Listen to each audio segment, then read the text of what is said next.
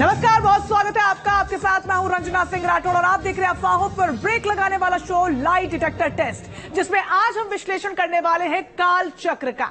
क्योंकि G20 के summit के दौरान आज अचानक एक चक्र की चर्चा होने लगी। दुनिया की एक सबसे बड़ी ताकतवर हस्ती इस चक्र के सामने नतमस्तक नजर आई। अमेरिकी राष्ट्रपति जो बाइडेन तो खुद को रोक नहीं पाए और चक्र के बारे में जानने लगे। आखिर क्या था इस चक्र में ऐसा, हमने इसका पूरा विश्लेषण किया है। आप भी देखिए हमारे इस खास रिपोर्ट में।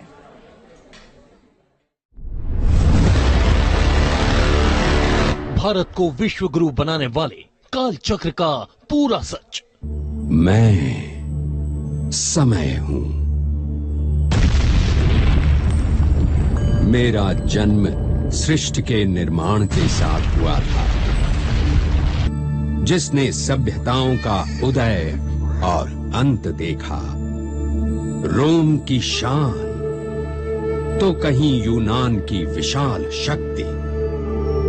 कभी मुगल सल्तनत बुलंदियों तक पहुंची तो कभी ब्रिटिश साम्राज्य ने अपने ही सूरज को अपनी ही आंखों के सामने डूबते देखा।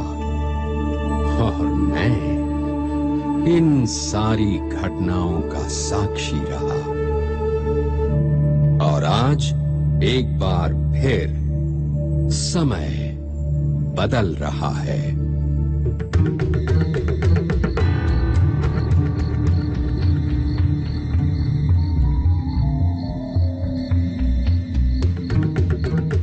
जी हाँ, दुनिया की जिन महाशक्तियों से मिलने के लिए कभी लंबा इंतजार करना पड़ता था, आज वो भारत में लाइन लगाकर खड़ी थी। जिस व्हाइट हाउस में दाखिल होने की ख्वाहिश किसी भी देश के सर्वोच्च नेता की होती है, उस व्हाइट हाउस के मालिक भारत की राष्ट्रवाद संस्कृति को समझ रहे थे और इसका गवाह बन रहा था समय।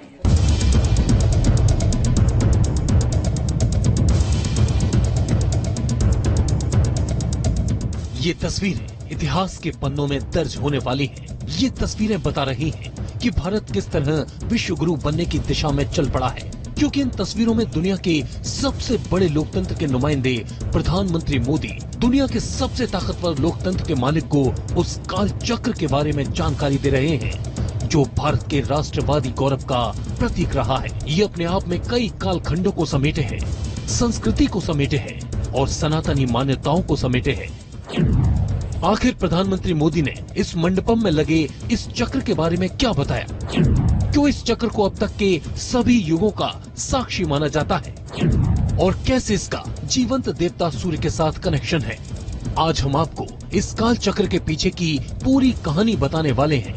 मगर पहले आपको ये तस्वीरें देख लेना जरूरी है, क्योंकि इस काल चक्र के सामने जो शख्सियत प्रधानमंत्री मोदी से मिल रही है, वो ब्रिटेन के प्रधानमंत्री ऋषि सुनक हैं। ये वही ब्रिटेन है जिसका एक वक्त पूरी दुनिया पर राज था, जो कहता था कि उसके राज में कभी सूरज नहीं डूबता। मगर काल का पहिया घूमा और उसी ब्रिटेन को भारत के मंडपम तक ले आया, जहाँ कभी ब्रिटेन ने 300 साल तक राज किया था। उसी ब्रिटेन पर अब भारतीय मूल की एक हस्ती ऋषि सुनक का राज है। कहां से आया मंडपम में काल चक्र?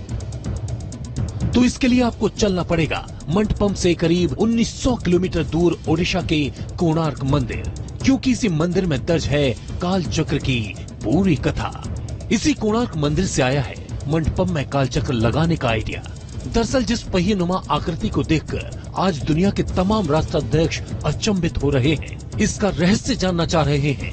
असल में उसके पीछे की कथा भगवान सूर्य देव से जुड़ी है।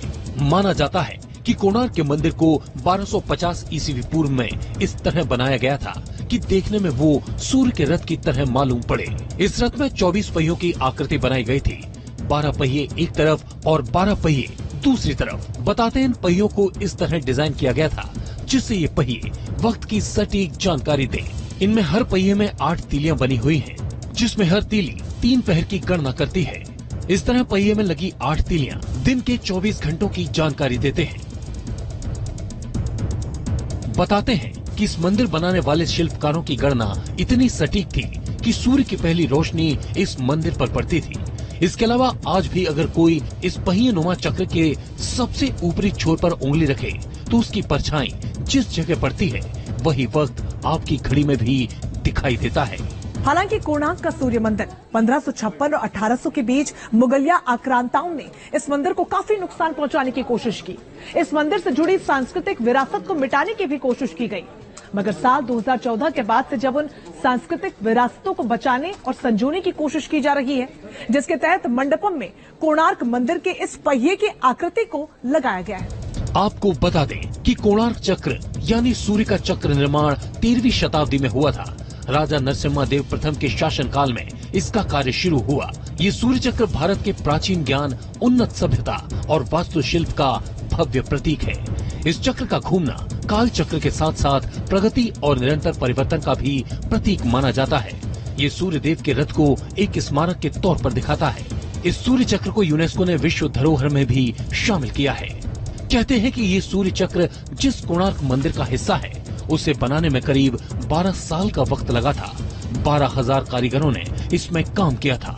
अब पीएम मोदी ने सूर्य चक्र के जरिए पूरी दुनिया को भारत का इतिहास, परंपरा और विरासत तीनों एक साथ दिखाने की कोशिश की है।